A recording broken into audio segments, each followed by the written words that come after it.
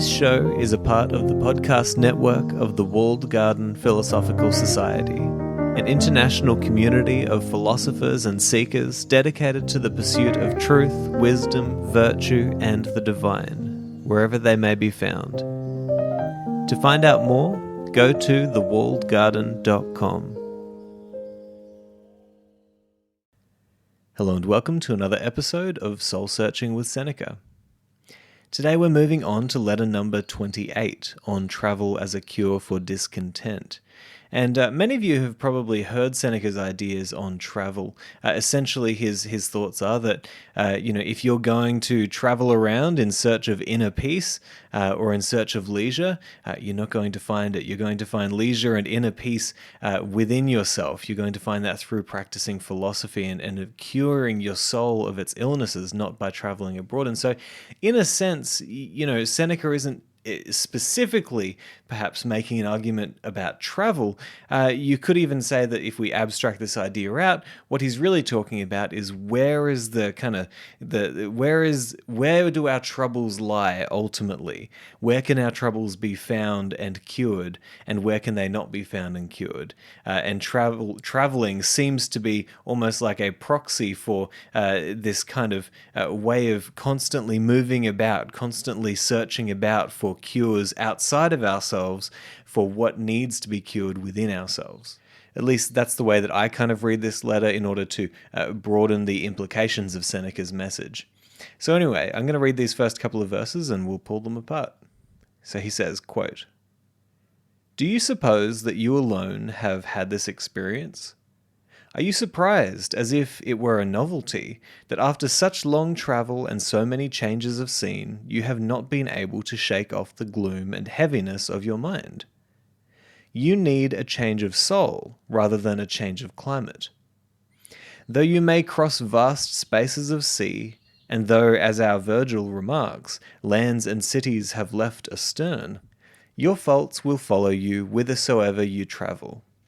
Socrates made the same remark to one who complained. He said, 'Why do you wonder that globe-trotting does not help you, seeing that you always take yourself with you? The reason which set you wandering is ever at your heels.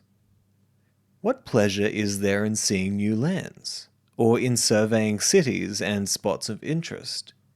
All your bustle is useless. Do you ask why such flight does not help you? It is because you flee along with yourself. You must lay aside the burdens of the mind. Until you do this, no place will satisfy you." End quote. Okay, so I don't actually think that I need to reread any of those passages in order to decipher this message here.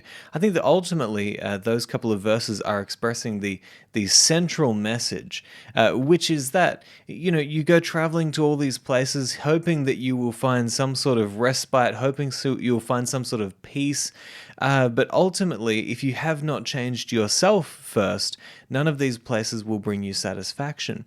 And so this is actually a key kind of point of interpretation that needs to be made here, which is that often, I know that I have misinterpreted this whole idea in the past, and a lot of people who I've talked to, a lot of people, I've probably talked to 2 or 3 people about this, but those people, we've all kind of agreed, well, hang on, there's something really beautiful about travel, and it's, it definitely broadens the mind, it strengthens the mind, it shows you different experiences and places, and it's a wonderful thing to do.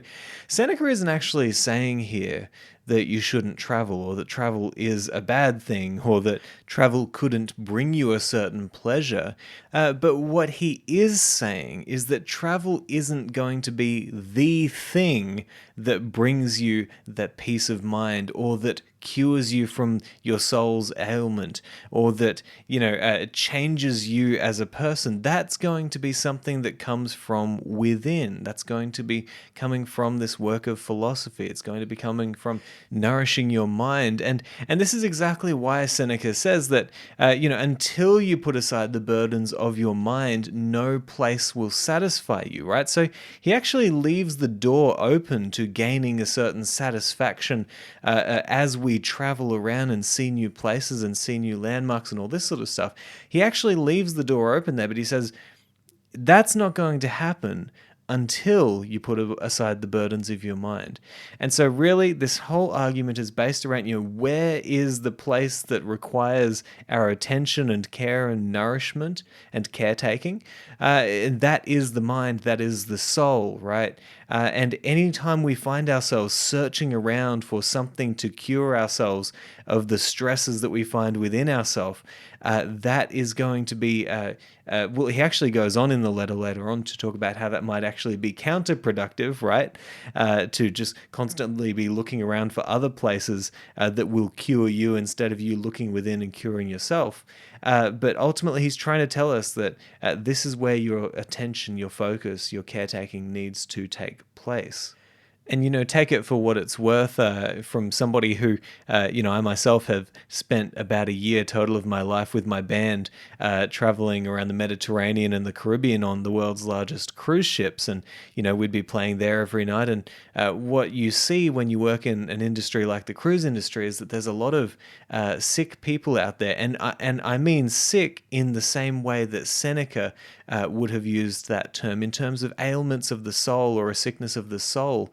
A lot of people out there, working 50 weeks a year, just getting stressed out, anxious, and just pouring all of their energy into their career. And then here's 2 weeks where, you can go spend a bit of money and go on this floating buffet, stuff your bellies and go to the casino and eat, drink, and be merry for a couple of weeks of your life. Get away from it all and go cure yourself of the stress that's been built up in you over this year. And look, I know that that's not how everybody sees cruises. Fair enough. And if you love cruises, that's fine. I really enjoyed the experience. It was so much fun, and I would do it again to go on there and, just be on that incredible, monstrous ship that's making its way across the oceans. There's something so much fun about that. And but nonetheless, what I'm talking about is that in many ways we do live in cultures that encourage the kind of, hey, take a holiday to go cure yourself of all of this stress. But what Seneca would say is you're getting it all wrong.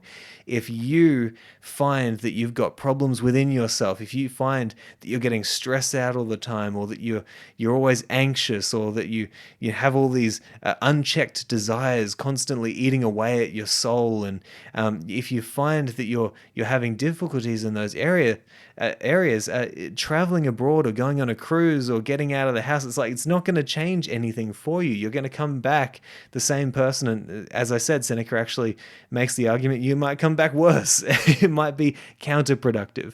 And so I find this to be an extremely useful way to think about where our focus should be directed in terms of curing our soul's ailments. And so I'm going to stop it there, but in the next few episodes, we're going to keep on going through this letter. There's some really interesting things that Seneca brings up later on, and I'm looking forward to it. So I'll talk to you next time.